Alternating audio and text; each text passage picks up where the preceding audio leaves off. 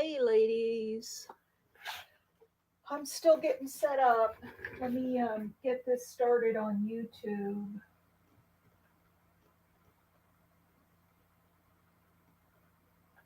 So that I can see who's here. Oh, it looks like it's just me right now. So let me get this camera positioned correctly.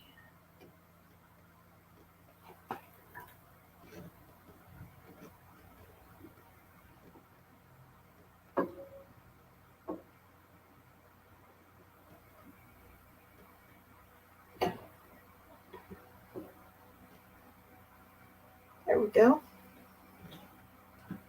So I've got my camera position, I think. Oh, looks like I've got a couple people in here now. Oh, hey, Kim. Hey, Chiquita. I'm going to make a sterling silver ring, Chiquita, and I thought I would go live and do it. Can you hear me okay? I had to move my whole setup, and I want to make sure that it's all good. So let me know if you can hear me.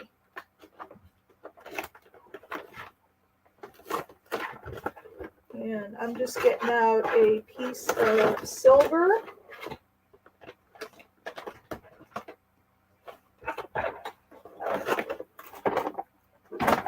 Yes, jewelry. In fact, that was kind of my first deal was as a metalsmith. Oh, I guess I need to get this cord out of the way. Hang on 1 second. I got to find my piece of silver.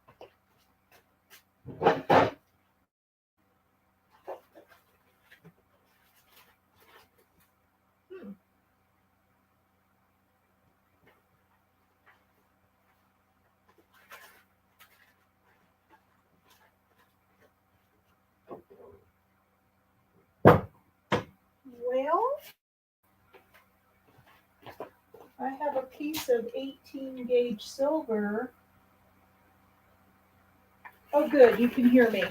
Bear with me 1 second here. I'm looking for my silver. So what I'm making is a sterling silver ring with a leaf print on it. And I use these leaf skeletons to imprint.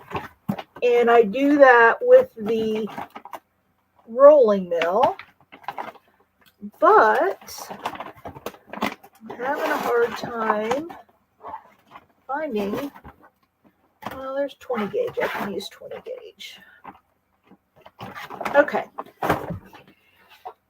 So this is a sheet of 20 gauge copper.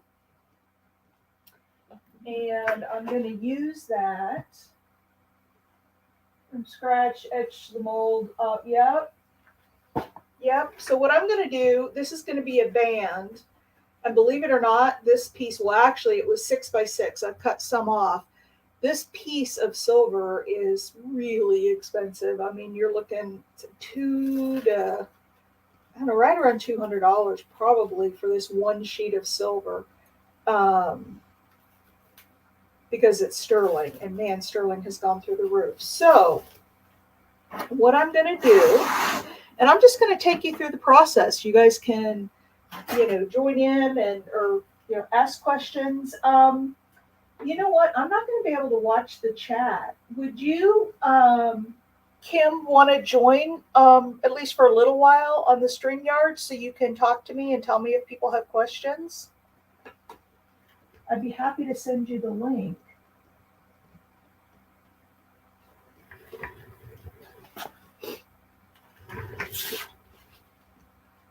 In the meantime, what I'm going to do is get out I hadn't intended on, sure, send you the link. Okay, hang on 1 second. Are you on Messenger? Are you Southpaw Studio?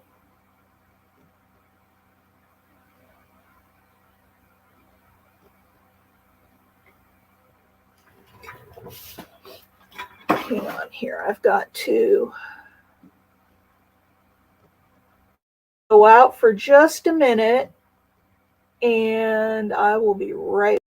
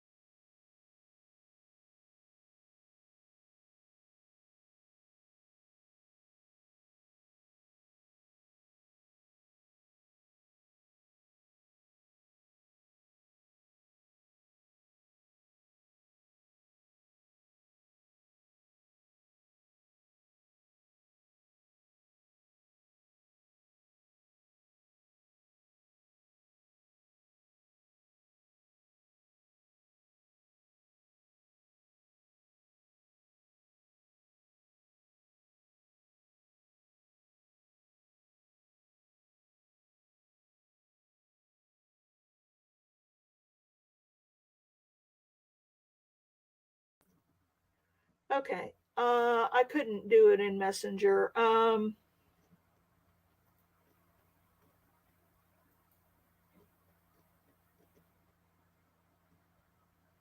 There you go. There's the link right there. And so what I'm doing is this gal wants her ring to be 1 centimeter wide. I'm watching for you to come in, Kim.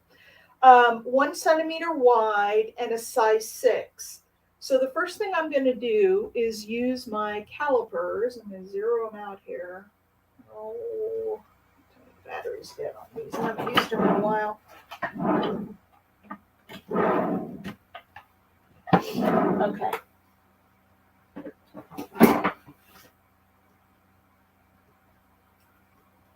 Both of them have dead batteries. Well, what do you think about that?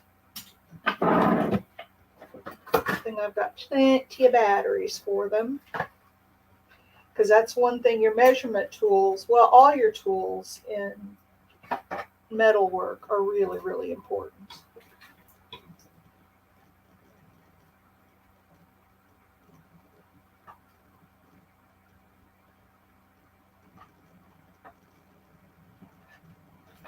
All right, so as soon as I get this, and again, I apologize that it's a little disjointed. Like I said, just a few minutes ago, I decided to make this live. I was in Kim Southpaw's live stream, and I mentioned that I had to make a ring and how fun it would be if I live streamed it. So, all right. So I'm at millimeters, and 1 centimeter, I believe, is 10 millimeters is a centimeter, I think. So if I set this to 10 millimeters, so I've got this at 10 millimeters, and if I just take, oh, there you are.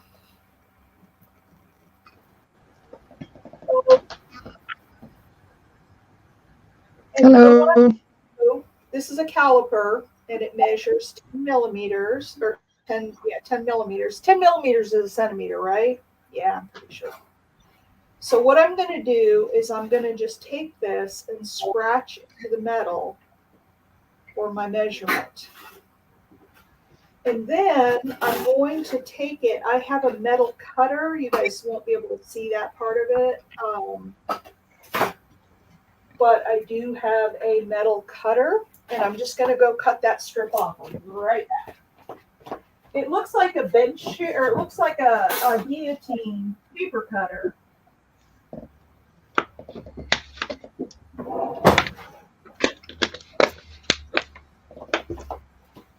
Okay, there we go. So now I have a strip that is 1 millimeter wide. Now the next thing I have to do, she needs a size 6, and I have sizing charts that tell me for a size 6 in 20 gauge metal, which is what I have, it needs to be 54 millimeters in length, the piece of silver. So this is obviously way too long for a ring. So I'm going to take it to 54. I'm going to zero this out again, make sure I'm on track, and then take it up to 54, or as close as I can get it. 54.19, that's pretty close. And then I'm going to, and the reason I stopped is because I'm going to run this through the rolling mill, so it's going to make it a little longer, but that's okay. I'm actually going to make it a little bit longer. And I'll show you guys why in a minute. So I'm going to scratch a mark here at 54 millimeters. And this is as long as I need the piece of silver to make this ring. So I'm going to cut that off.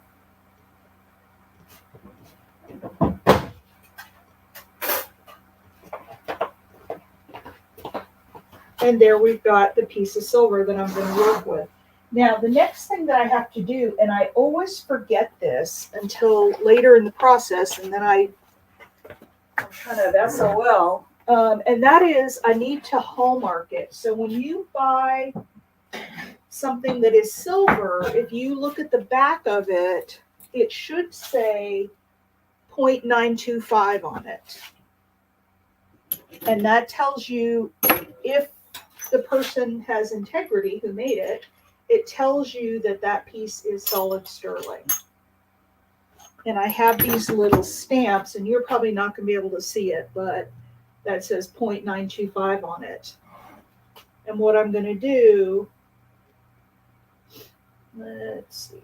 I'm just going to pick a spot here in the inside of what's going to be the inside of this ring.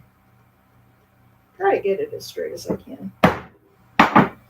And give it a whack. And now that is stamped in there. It says 0.925 and someone knows. Now it put a mark on the other side, but that's okay because we're going to do a lot. Cheryl, Yeah. I'm getting like feedback, like I hear you twice. Oh. Is the volume up on something over there? No, I've got my iPad off.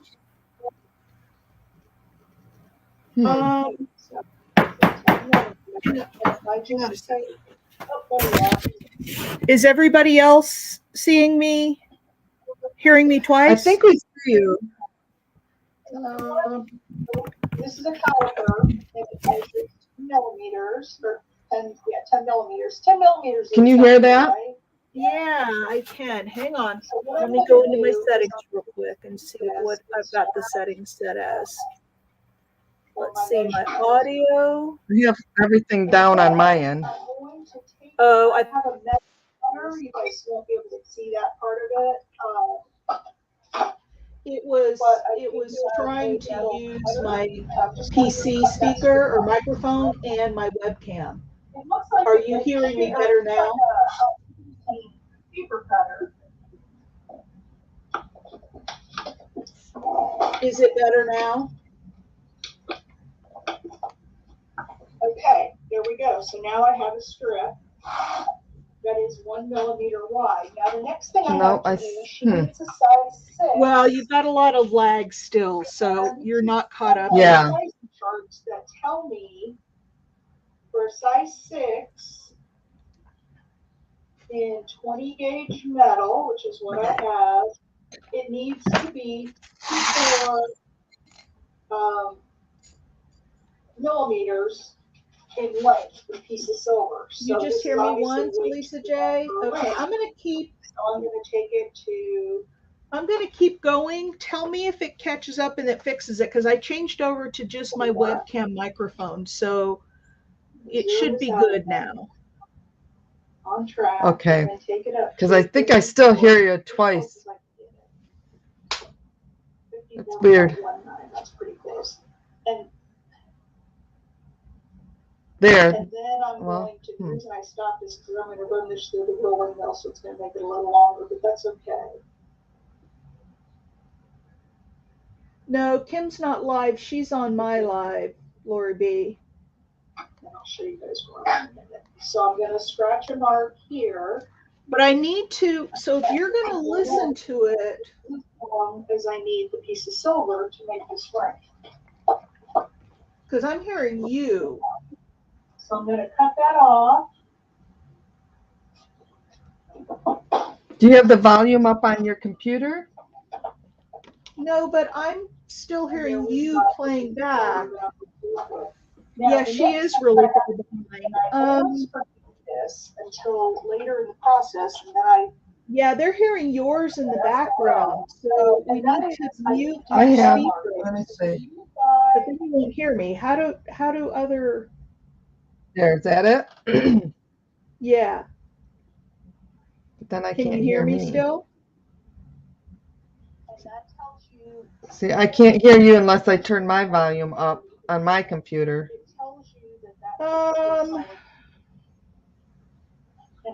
Because I have my volume up on my iPad. Are you watching through YouTube or StreamYard? StreamYard. I did the link you sent me. Right, but do you have YouTube running also?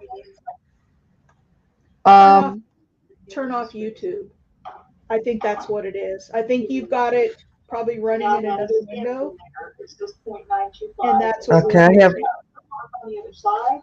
Okay, I took off my iPad YouTube. We're going to do a lot. Well, yeah. I'm getting like feedback, like I hear you twice. Oh. Wow, that's really way behind. No, I thought. Yeah, if you just have StreamYard on, then it shouldn't be a problem. You want to go out and come back in and see if that, now that you've turned off YouTube, because you're so far behind, Yeah. we're still hearing you. I think we do.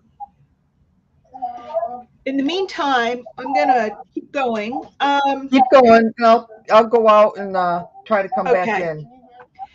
So, ladies, I use one of two types of torch, and I think my fuel's out in this one. And I'm going to next do what's called annealing, which is heating the metal to, oh gosh, I don't know how, I mean, it's over 1,000 degrees. And what it does is it makes the metal soft and pliable. So I use, like one of these plumber's torches, and to the top of it, I have attached a torch head. Now that torch is out of that tank is out of fuel, I do believe. The other type of torch I use is just a little butane torch like this one. But I want to use my big torch, so I'm going to just run real quick. I've got tons of bottles of fuel over here. I'm going to grab another one. This is something that we were talking about in Kim's session earlier, and that is that, when you say you solder, people hear you say, oh yeah, I solder, silver jewelry. They think that you're talking about a soldering gun, like you see. Oh, turn it off. They think that it's just a soldering gun. It is not. A soldering gun does not get hot enough. And so you cannot use a soldering gun. You have to use a torch to get it hot enough.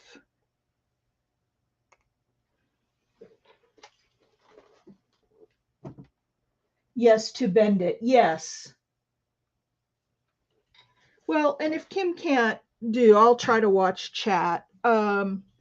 So what I'm going to do now is anneal. And what annealing is, when metal is hard, and it's not like this is not very, I can bend it, but it's not very flexible. When metal's hard, the molecules inside are structured kind of like bricks. They overlap each other. And when you heat it, they come apart, they get hot, and they start scrambling around. Have that structure to lock in, the metal is much more bendable. And what I'm going to do is imprint a pattern into this. And so I want it soft so it will take the pattern really well. If it's too hard, the pattern will have a hard time. So, hey, Shauna, I'm doing a live. Now, what I'm going to do you want to, Shauna, there's a link up above. Kim was trying to help me, but we were hearing her with feedback. Do you want to come in and help for a little bit? I know you may not be able to stay, or this is very impromptu, but if you do, come on in and just to help me answer questions if somebody has questions. So what I'm doing now is I'm just taking a piece of steel wool. I'm not going to worry about the inside because I'll have to sand that all down at the end. But I do want to just buff up the top part. Okay. And get any, like if there are any little scratches in there that would really show up. I can't. Oh, yeah, no problem. Okay, so we've got that done. Now, what I'm going to do is take this leaf skeleton and I'm going to lay this piece of, I'm going to kind of see how it's going to look. I want it at a diagonal bit. So I'm going to lay this leaf skeleton over this, and hang on, I need a pair of scissors. I'm going to cut it down. And I'm going to run it through my rolling mill. And a rolling mill is like a steamroller. I don't know if I can, hang on, I'll try to switch this camera up. So maybe, no, I don't think it's going to go. It's across the room. But what it is it's it looks like a steamroller. And this is the last time I'm going to have to go over to this side of the room. The rest of it we'll do here. It's like a steamroller, and it's going to press this pattern into the metal after we anneal it. I'm not going to go yet. Almost made a mess. Okay, so to anneal, we're going to put the heat on the metal. And there's a couple things I look for. One really good trick that I learned a long time ago is to take a Sharpie, because people always say, how do you know when it's hot enough to be annealed, when it's hot enough that the metal's soft enough? Well, if you take a Sharpie, get this back where I had it. If you take a Sharpie and mark on it, when that Sharpie mark disappears, then you know that it's annealed. So get my little igniter here.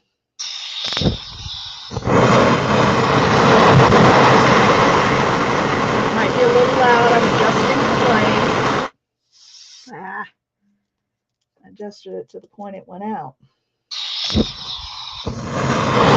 And I'm trying not to burn my camera too. I'm trying to keep the flame out of the camera. So you want a nice strong flame. And then you just start going over the metal until that Sharpie, and I don't know if you can see that on camera, but the Sharpie is disappearing.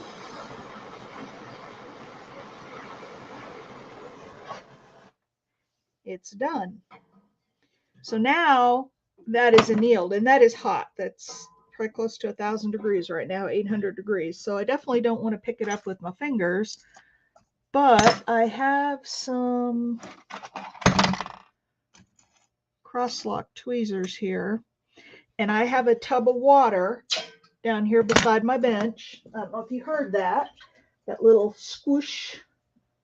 Not intended for children. No, not intended for children. Well, not without supervision anyway. So now this metal is annealed, but look at how ugly it is. I mean, it's black and it's kind of yellowish on the backside. It's not pretty looking, but we'll fix that as we go on. Metal, when you make silver jewelry,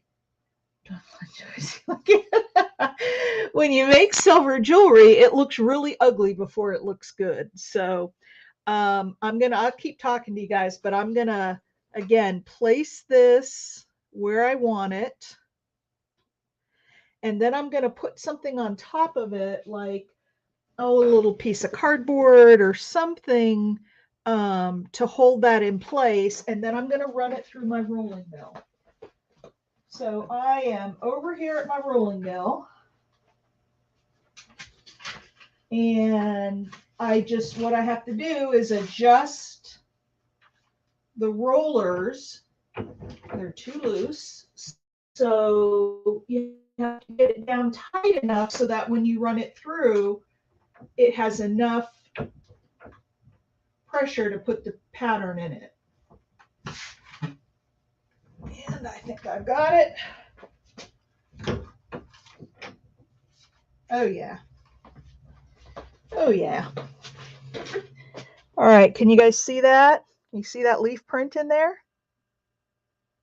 Isn't that amazing? Now, because I rolled that through the rolling mill, a couple of things. One, it kind of warped the metal a little bit, which is to be expected. So I have this rawhide mallet.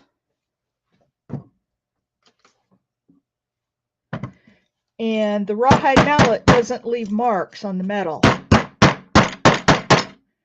So I can pound it down flat. Now, the other thing it did is it stretched the metal a little bit. And remember, I had, what did I say, 54 millimeters was the length that I needed my piece to be. So I'm going to have to cut it. The other thing is that when I ran it through the rolling mill, it kind of dulled the edges. You want really sharp edges because you'll see in a second, we're going to line those up and solder the whole thing together. And this ring will be done within 30 minutes. It's not a real complex ring, but see, I had it at 54 and look at how much extra. Can you guys see that? You see how much extra it added on to that. So I'm going to mark it again. I'm going to run over here to my trimmer and trim this ring down.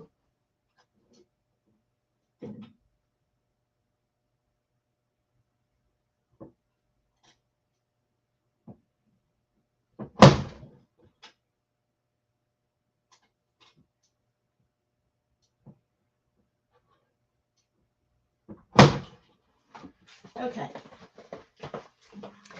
Now I do have what's called pickle over here beside me. It's a little tiny crock pot full of I use the pH controller that they use in swimming pools, and it's in water. And what it does is it cleans the metal. And so I have that. Can't wait for Cheryl to make your necklace. What necklace am I making for you? I could pickle it now because it's nasty looking, but I'm not going to because I'm just going to solder it anyway. And that's going to be the next step. So I have this flat piece now that has this pattern on it. And if I take this steel wool to it, you can see the pattern better. You see that? Is it focusing? Yeah, you can see it. So I'm going to take some pliers. This is probably the most frustrating part of the whole process, because when you solder a ring together, you don't want to see the seam. Now, if it was flat on the outside, just a flat piece of silver, it would be easier because, you know, once I put it together, if some of the solder came out, I could sand it off. But because this has pattern on it, I can't do that. I can do the inside, but you want these two edges to line up perfectly. So I'm going to find one other pair of pliers. And I'm going to start bending this ring. Now, remember I said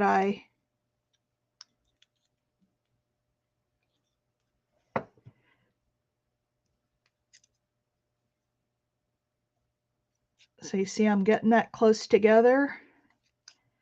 And I want them to line up so that when I hold it up to the light, I don't see any light coming through that seam. I want that seam as close together and as flat as I can get it. Now it's not flat yet. You can see it, you know, kind of curves. So I've got it rounded. And now I'm going to take, now I'll show you, I don't like to be on camera, but this is what I use. Am I upside down? Yes, I'm upside down.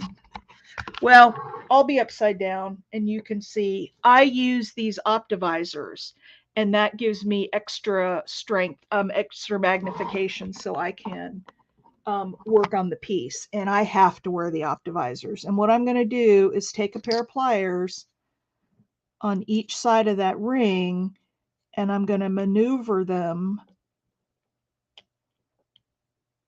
to the point that they are. Now see, I did that, but you see there's a gap there. You obviously, solder will not fill in gaps. You would think that it would. If there's any gap, solder won't. It works on capillary action, so the two pieces have to be touching each other, and then the solder will run along the joint, but it will not spread to fill in gaps. Now, the other thing I have to be careful of is putting marks in the outside of this ring, which I haven't done. And notice my ring is not round at all. It's shaped more like a D, and that's okay. We'll fix that after we get it soldered together. I can't sand the outside of it, so I want to be careful not to have my pliers put any marks in the ring that will take away from the look, because if I sand them, then I'll have a flat spot with no pattern. So you have to work a little bit more careful with this. And like I said, this is the hardest part of the entire process. And sometimes this can take me an hour to get it just right.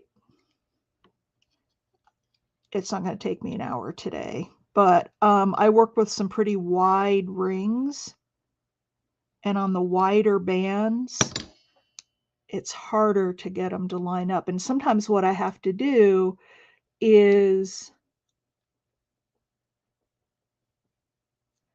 run a saw back down through that middle to make the edges exactly even. We're getting there. And this is why handmade stuff costs more, because this is not being made in China with a machine. It's here with me fiddling with it to get it to line up just right. And I'm trying to kind of watch. This is fun. Oh, good. I'm glad you like it. This is my primary business, is making jewelry. And when I get this soldered and it goes in the pickle where it's going to have to sit for just a minute to clean, I'll get my tray of rings and show you some of the other rings that I've made. Some of them are really cool. Okay, we are just about there. I think that's it. By Jove, I think that's it. So you see, you can hardly see that seam in there.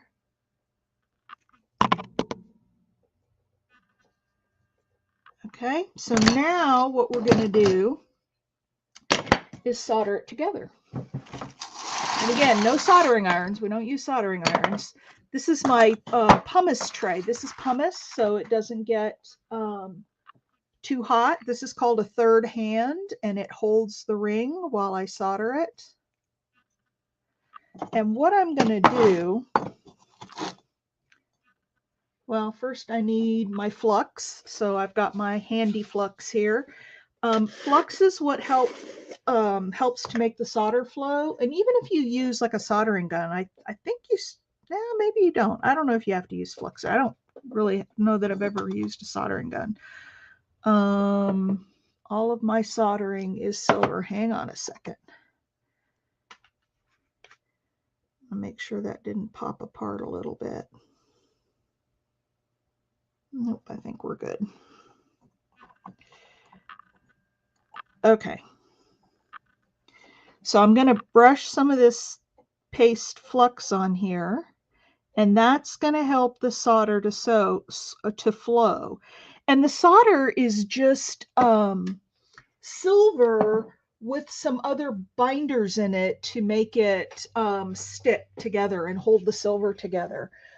There's three types. Well, there's more than three, but there's three primary types of solder. This is what solder looks like. It looks like a silver wire. There's easy, medium, and hard, and they all flow at different temperatures.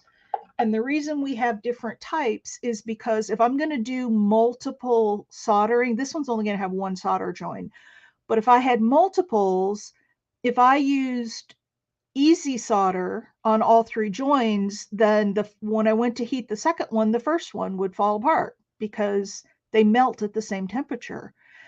And the first one would melt by the time I got the second one to go. So what you do is you start with a hard solder. I'm using medium because I only have one. But you would start with a hard solder, which has a much higher melting point. get your joint all soldered together. And then when you go to put the next thing on, you use a medium solder that's going to flow sooner. So the hard solder won't melt. It'll still be connected.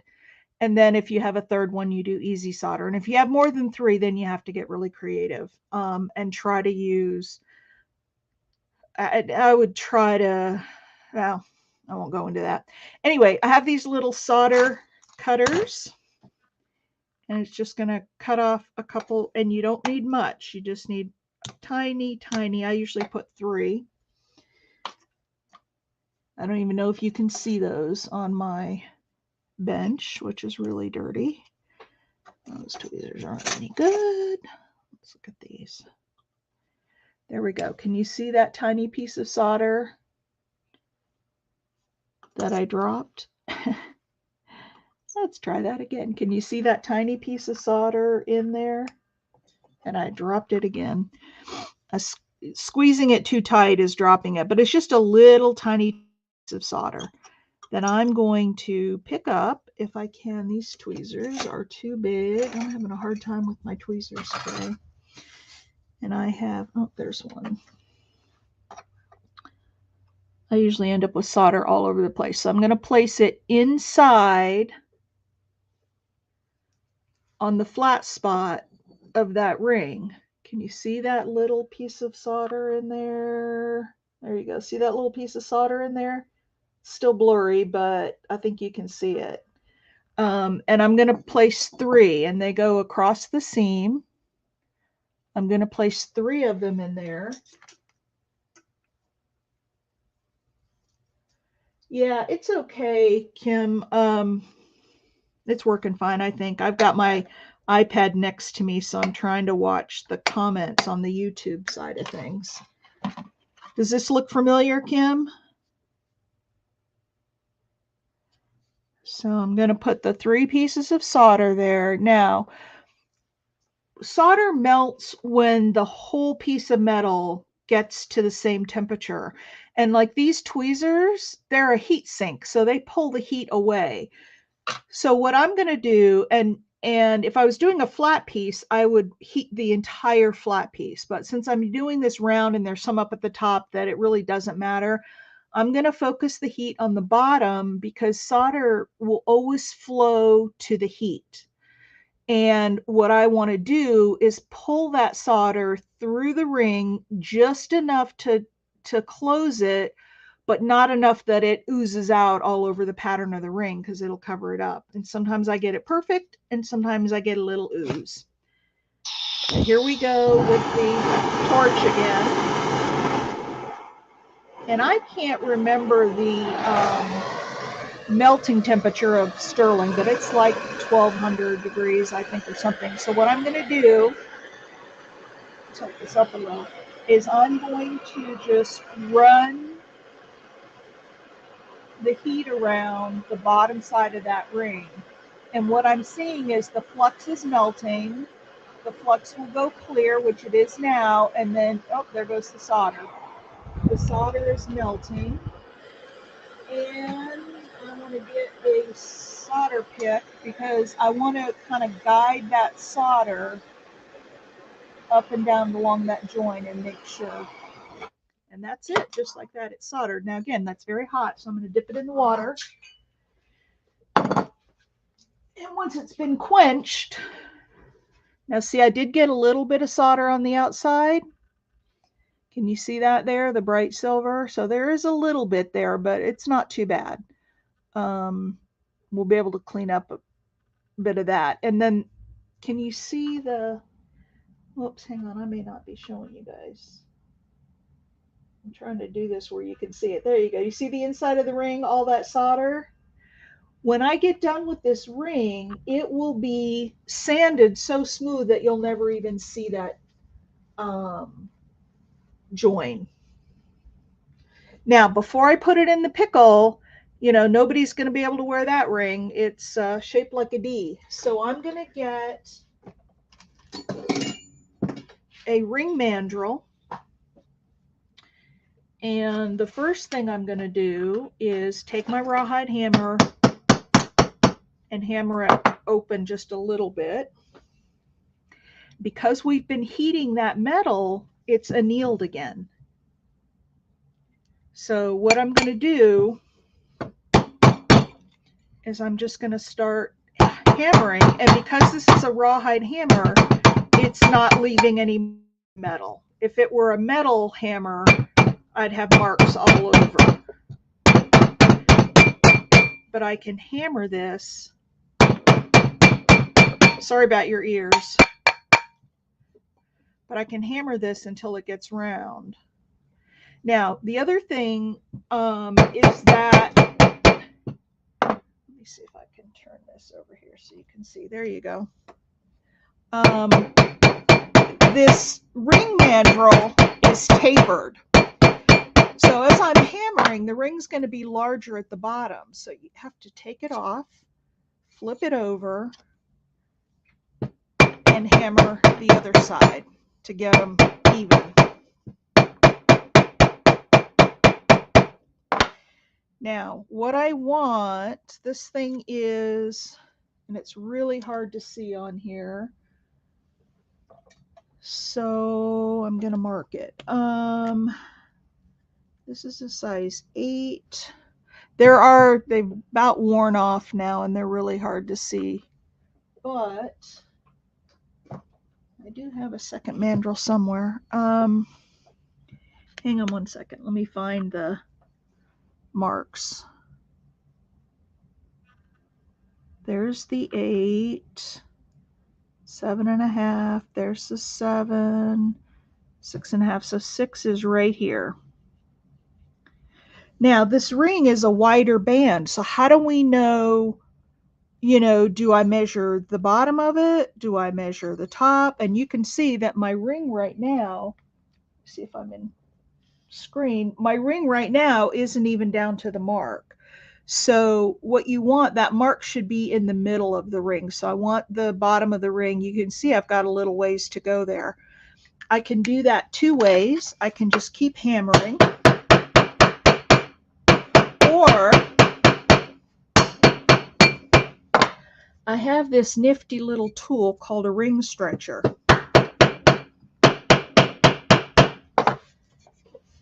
And grab it here. Holy cow, it's heavy. This is a ring stretcher. And what it's going to do, let me get it up here where you can see it. Again, sorry, this is all new, trying to do this on camera. And it's got this long tube, and I'm going to put the ring on there. And when I push back, let me show you here. So when I push back, these little slots in here expand out. So it's going to expand the ring. Now I have to be careful because the ring is not annealed right now. It's because I've been hammering on it. It's gotten hard again. And if I stretch it when it's too hard, I will break the ring. It's almost there, but I don't want to, it has stretched just a little bit, but I want to anneal it one more time and make the metal soft again, because I don't want that ring to pop open, and it will. I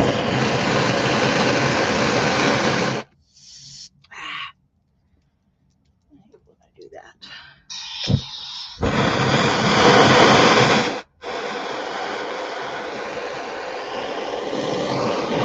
So I'm just going to run the torch around it.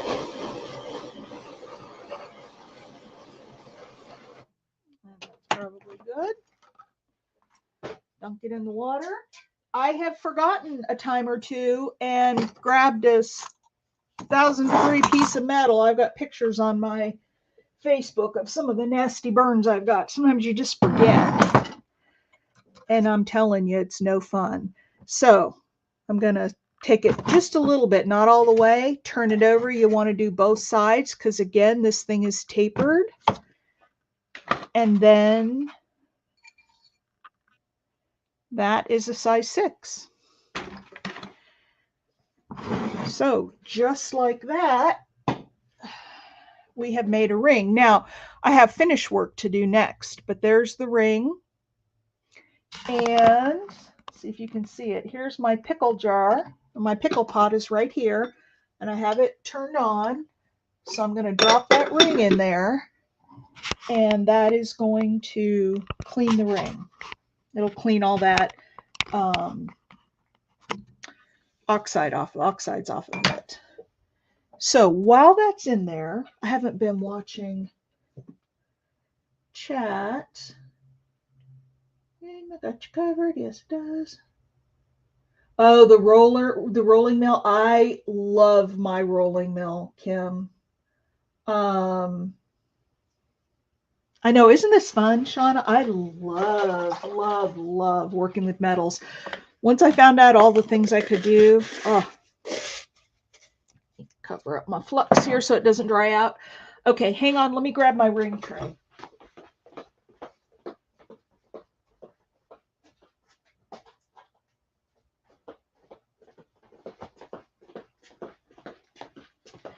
I've actually got 2 of them.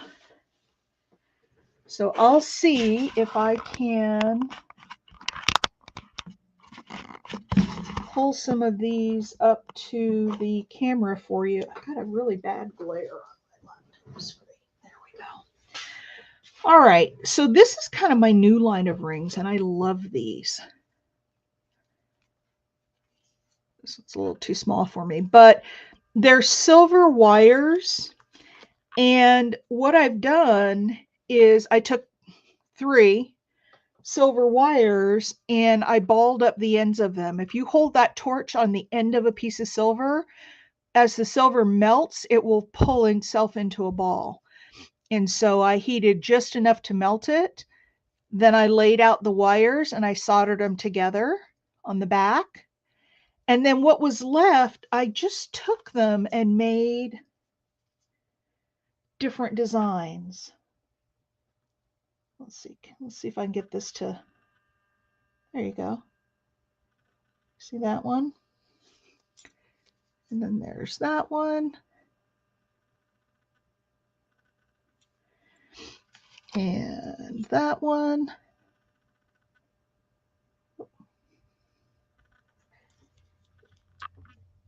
The ones with the gems, yeah. Yeah, I have so many stones and I have a lot of rings that I need to make with stones. This one is called, this is Amazonite. All of my rings are sterling silver, so they'll last forever. And that's got a little twisted silver band around it, or piece of wire around it. And it's got the azure or the Amazonite on it. This one is carnelian. This is a small one. Carnelian. And then I soldered on just some little pieces of wire to give it some texture around the band. I'm sorry, I'm all over the place. I'm trying to hold this still.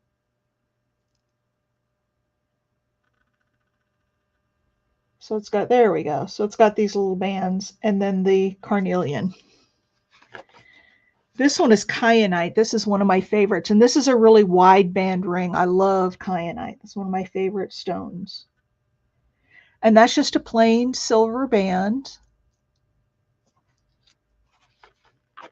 This one is Untitled, I think.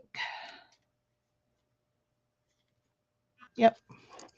This is kind of a funky ring I made. I made a big bezel. Then I cut little tabs in the bezel. And then I set the stone down in there and folded over the tabs to set the stone.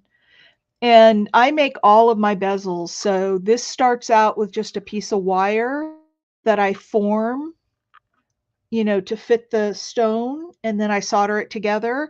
And then I have a flat piece of silver and I solder that bezel onto the back plate. And then the whole thing gets soldered onto the ring band. And this particular ring band has a really nice pattern in it. Let me get it in frame. Come on. Show it. Show it.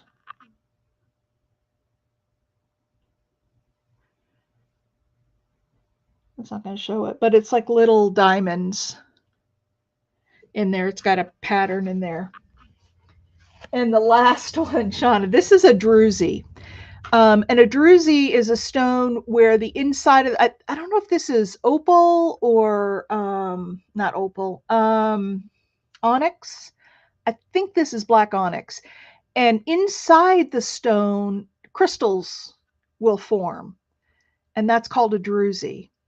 And so that one is really cool. I made that whole setting. So it's got the ring around the outside, the flat bezel, and then it's got little silver balls around, and then the prongs that come up and hold the stone in. This one also has a pattern band on it. There you go. I think you can see that.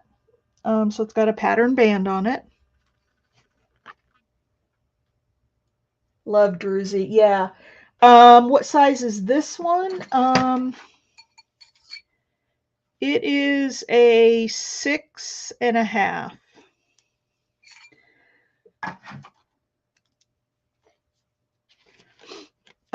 Then I have spinner rings. This is my most popular style of ring that I sell. And it's a sterling silver ring that has a piece that spins around. I have some with one band on them, and there's a pattern on the band. This one's really pretty. Can you see it?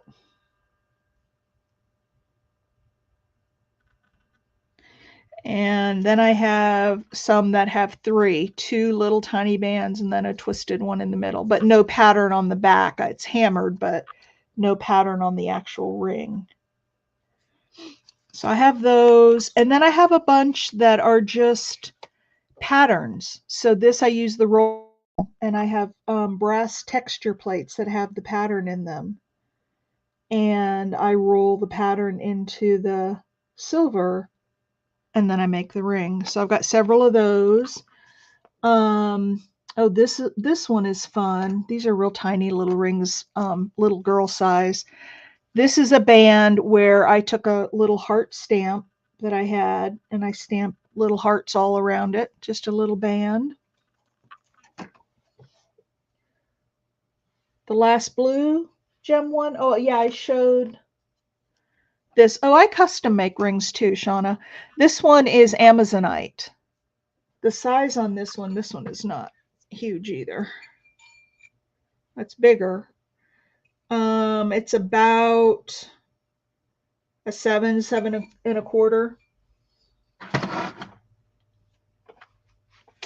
This one is fun. This is a ring where I took a flat piece of silver, and then on the top are just scraps of silver that I've cut off from other projects, like using up your scraps, like we do in our junk journaling. And I soldered the little scraps down, and then soldered that. I did a split shank on this one where it opens up into the Y. That one's fun. This is one of my most popular selling rings. This is copper and silver, and it's a copper flower. Whoops, let me get in. With a little silver ball in the middle and a sterling silver shank. So that one's a fun one. I sell a lot of those. This is solid copper with pattern. Come on. Let me see the pattern. There we go. Now, on the copper rings, on the solid copper, anytime the copper is touching your skin, it can turn it green. And so I coat all of my copper rings with a sealant made for jewelry. And then I have some that are, wow, these are cool. Thank you. The darker blue stone, this one. That one is Kyanite, and it is about a size 8. The other thing is, if you guys ever order a ring from me, I guarantee the sizes. So like if you tell me I'm a size 8 and you get it and it just doesn't fit right, you just send it back to me and I remake it. I'll stretch it if I can, if it's the type of ring I can, but if it's got a stone in it, I can't. Or I'll just remake it. because I can always sell the one that you send back. It's not used. And so I guarantee sizes. This one, and I have a whole bunch like this.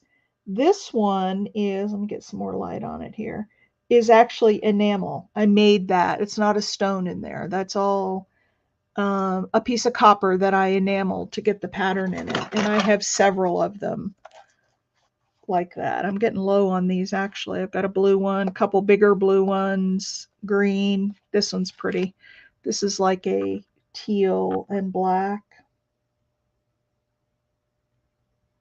Boy, it just does not want to focus. These are, so all the ones with the color are all done with enamel. So that's, please hold it for you. Okay. I will. Do you want to know the price on it? This one is $72. And again, it is solid sterling. All right. Any other questions about the rings? All right, let's get our ring out of the pickle pot. Looking good. It's real kind of a milky color. That'll clean up. So it still doesn't look shiny, but it looks a whole lot better than what it did. So this is what they look like. Now, one other little interesting note. If you ever put stainless steel into pickle, the copper that might be at the bottom of your pickle pot, because I pickle copper in there, sterling, I pickle all sorts of things. Notice I have copper tweezers. If I were to use stainless steel tweezers, it would coat everything in that pot with copper. And that would not be, I've done that before by mistake, and it is not fun, trust me. All right. I need to go over to my, what I need to do now is take some sanding wheels, not sanding wheels, I have bristle wheels, and just clean up the front. And then I need to take sandpaper and clean out the inside. The other thing I need to do, and so I may try to just move this camera real quick, but the other thing I need to do is take some sandpaper, and I need to make sure that this is absolutely level. Okay, and if there's any little nicks in it, or if where my solder joint was, you know, it shows any of that, I need to sand that flat. And what I usually do, hang on, let me grab a bigger Sharpie. What I usually do is take a Sharpie and run it around the edge. Notice I'm sanding in a circle 8 or a figure 8. That's because it'll sand evenly. If you just sand back and forth, if you're putting pressure one way or the other, you can sand uneven. So I'm going to sand now in a figure 8. And all the blue came off evenly. Sometimes I'll see, like, especially where the joint is, I'll see some blue, like there'll be a little low spot. And then I just have to keep sanding until I get that done. So that side's done.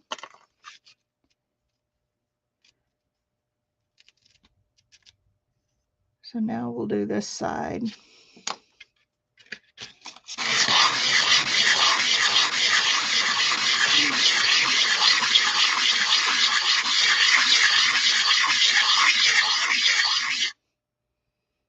And there we go. Now, the other thing that I will do, once I finish doing the other stuff, is I will take a file and I'll file, you know, because this is a sharp edge right now. You've got the silver going this way, and then you've got the silver this way, and there's a sharp edge. So I'll file that down a little to bevel it, and that'll make it a little bit smoother. So, all right, bear with me one second. How many? Oh, we have 10 in here. So you guys are enjoying this. I haven't lost y'all yet. Okay, I'm going to unclamp my camera real quick, and I'm going to take you over to my bench where I do the finish work so that you can see that.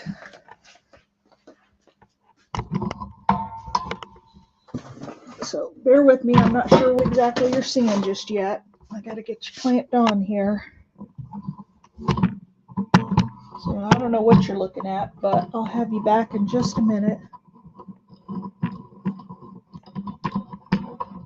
I've got a station in my workshop for everything that I do. I've got a station for soldering, as you saw, where I do the fire stuff. I've got a station for finishing, which is where I also do my drilling and sanding. It's also where I do my sawing. I've got a station for enameling. I've got a station for cutting with my bench shear. And then my rolling mill is on that same station. All right. Backwards.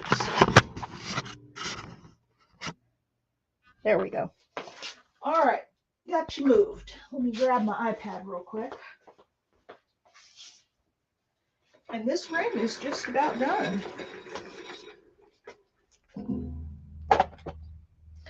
Do you tumble them? Yes, I do.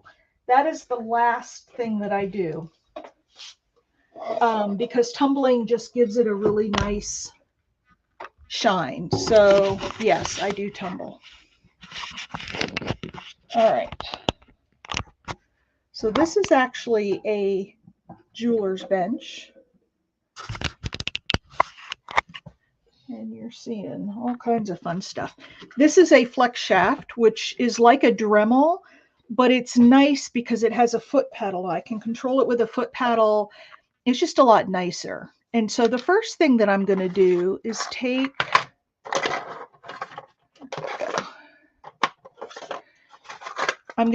these little wheels and I'm going to clean up the outside, clean off all that little white stuff. I know that last, I mean, you know, look at what the thing looked like when it was just the flat piece and I had annealed it and it was all ugly and, you know, it's getting there. So these are my little bristle brushes and I'm just gonna take this and pull down my optivisors.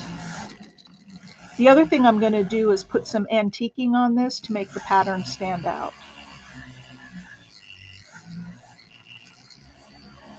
Okay, here's where that seam was, and I want to try to get some of that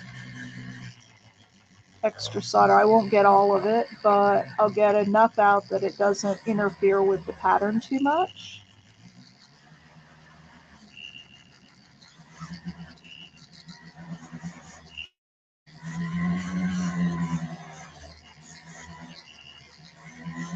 Now these are different grits, so white is fairly coarse. So I don't know if you can see that pattern in there. But we'll see it more when I put the antiquing on it. All right, and then I'm going to move to a red wheel. It's a little bit finer and it'll take out each sanding, whether you use sandpaper or these other little radial wheels, each level of sanding takes out some of the scratches and imperfections left by the one before. So when you sand, you know, if you use a real rough grit sandpaper, you're leaving marks in the metal. Then the next one down will take out some of those marks, but it'll still leave, you know, smaller marks. And so you just keep sanding until you get it. That's how you get that mirror finish. I usually do not go all the way to mirror finish because one, you can't keep a mirror finish. The minute you touch it, you leave a fingerprint on it. And I kind of like a little bit more of the satin look. So I usually leave a little bit of a satin look.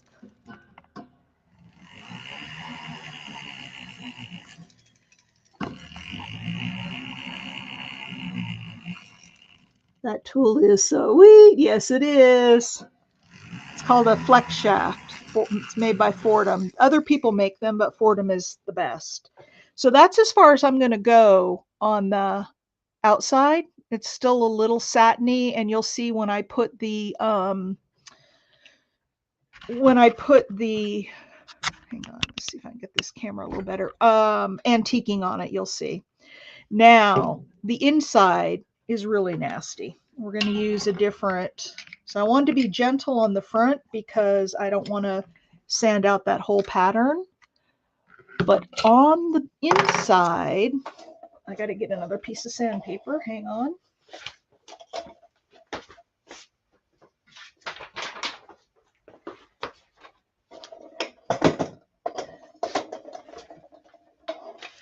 I have what's called a split mandrel, and it's going to go in the flex shaft. And it has a little split in it, and in that split, I'll put a little piece of sandpaper.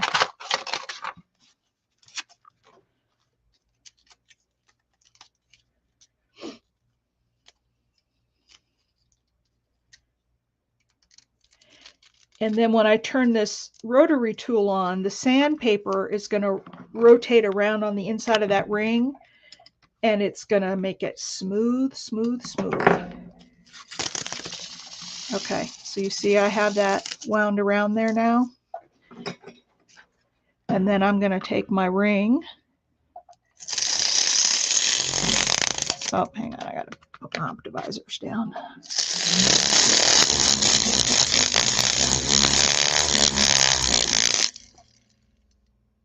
And I'm just going to the inside of that ring.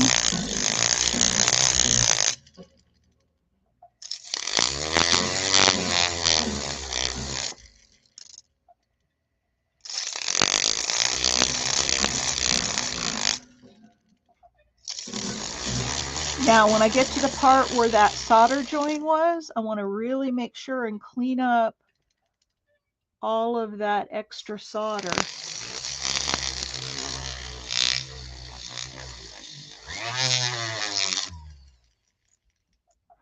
And sometimes you'll have nicks on the inside, which I've got a couple there I can see. So you just want to sand until you get all those out, and until you can't see the solder joint. Like I can't tell right now where it was because I've sanded it. So I'm just going to go around and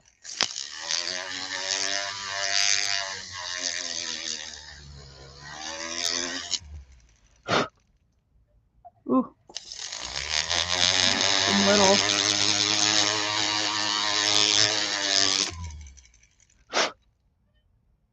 Okay, the sandpaper's getting used up here. Oh, thank you. I used to be a trainer. I used to train for a living. I used to do software training many, many years ago. And I would be happy to do more demos. I think the other thing I'm going to do for one of my live sales, not till after my surgery, but I think I might come on and do a jewelry sale. Because I've got stuff ranging from, you know, $19 to $200 and everywhere in between. And so I thought I might do a jewelry sale. Okay, there's that side. Now I got to flip it over and go at it from the inside. If that were a narrow band, I could have got the whole thing, but it's a wider band, so.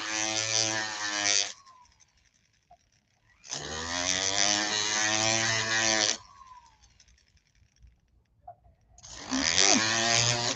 2 more steps, and then it goes into the tumbler, and it's done.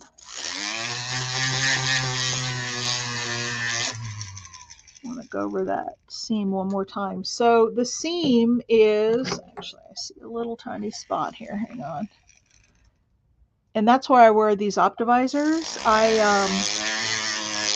They're little things that you wouldn't see with the naked eye, but I can see it with the optimizer, a little imperfect. I am a perfectionist, so. What grit is this sandpaper that I'm using? This is 100. 150. All right, so there's the ring. Now, two things left to do. And if you look at the inside, let me find where the solder join was. It's right there.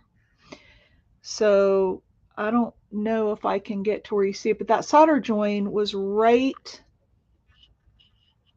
here in the middle, and you can't see it now. And the solder join is actually stronger than the rest of the silver. Whoops, as I throw it on the floor. So 2 more steps and then we're done. And then what I'll do is I'll come on to, oh, there's a picture of my butt. You didn't see that. I might need to learn how to edit so I can edit that out. Okay. So I'm just going to I hold it at about a 45-degree angle. And I want to start, I use that mark, that Hallmark, that 925 on the inside. I use that as a starting place so I know when I've gone all the way around. So I'm just going to take it and lightly file the edge of this ring.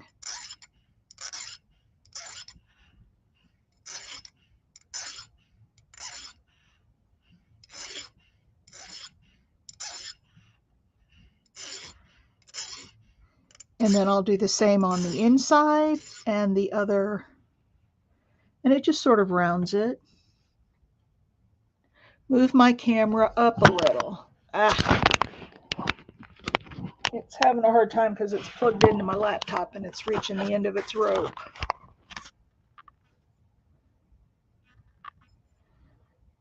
So I did that side. So now we'll go around and do this side.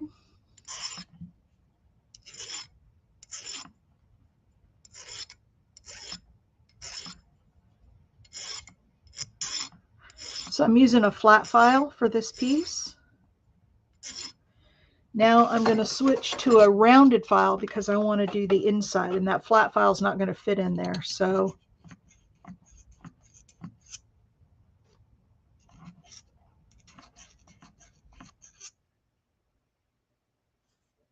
can you see now? I think you can see now.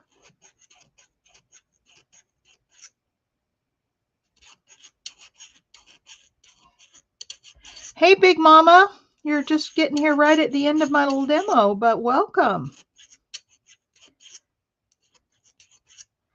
Okay, so that's nice and smooth on both sides. We'll finish up this one.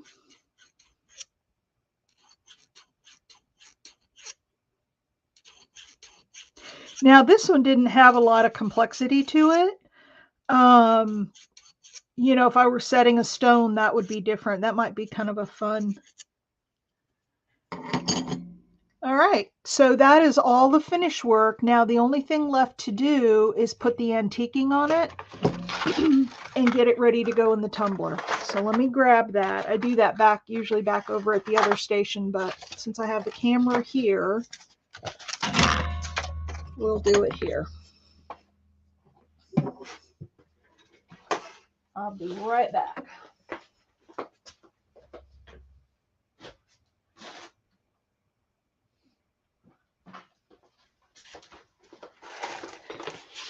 I use very few chemicals. That's why even my pickle is not a strong chemical. It's the same stuff they use to put in pools to control the pH balance. So what a talent. So this is silver black. It's my favorite one. There are different brands. I have a different brand over here called Jack's, and I don't like it as well. But you'll see, and I should be wearing rubber gloves, but I'm not. You'll see when I put it on that it is turning the ring black. And I'm not going to do this in the inside, and I'm actually going to leave the top and bottom edges silver, but you'll see how I fix that in a minute. So I'm just going to paint it on until it gets black. Now, typically I have a little bath of baking soda and water to neutralize that. I don't have any, but I'm going to go over to my quench water and rinse it off.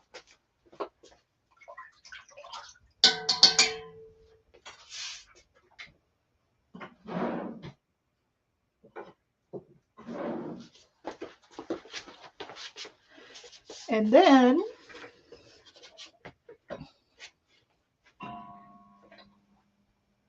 uh-oh, what are you down with me with Big Mama? All right, so the ring is pretty black. You can see a little bit where the extra solder was there. Didn't take the silver black very well, but that's okay. So I'm going to bring this down a little bit more so you can see closer up. I'm just taking steel wool, and this is 4/0, so 0000, the finest steel wool you can get, and it really doesn't leave scratches. And so I'm just gonna go along here. Now the tumbler will buff out some of this as well, so I don't want to take too much off right now, because I do want some left in the crevices to show the leaf print. This is normally where I wear gloves because my hands get black doing this. And then there's, you know, some on the inside.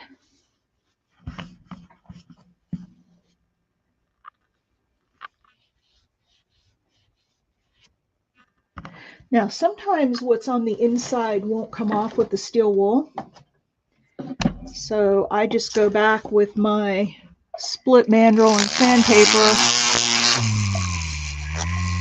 and sand off where any of that silver black is.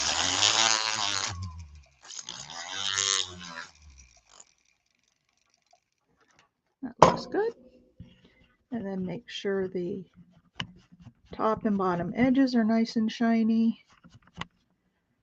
And there is the finished ring, except that it needs to go in the tumbler, and that will take about 15-20 minutes. So I won't keep you guys on for all that time, but what I will do is I think I can attach a picture to the end of this. Let me make sure you can see that pattern because I think it's not focusing very well.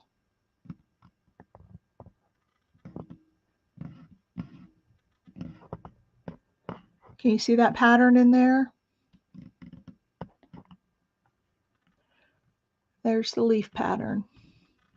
And it shows up with that black in there. So that's it. And let's see, how long have we been going here? An hour and 19 minutes. So an hour and 20 minutes it took me to make that ring. Not a long time. This was a pretty simple ring. And this ring is actually going to Paraguay. Had a gal on Etsy contact me, and I had a different style of ring with this pattern in it, and she just wanted a plain band. So told her sure I could do that. So there it is. And I'm going to go ahead and sign off now. And then later, if you want to come back and look, in an hour or so, I will put a finished picture of the ring at the end of this video. So thank you for joining. I will do, oh good, I'm glad you enjoyed it. I wasn't sure if people would be bored or, I mean, I could spend all day working on metals. So I'll bring you guys along again. By the way, a lot of you saw my night lights. This is one of my new patterns for this year is the bear. And I also do, and that's all hand cut. I use my jeweler saw, which is right here. I use my jeweler saw and I hand cut, you know, all of those night lights. So, and I'm having a problem keeping this camera straight. So anyway, that's it. I'm going to log off now and go wash my hands and put this ring in the tumbler. Thank you for coming along for the ride. I'm glad that you guys enjoyed it, and I will certainly do it again sometime. Not sure when, but I will do it again. Talk to y'all later. Bye.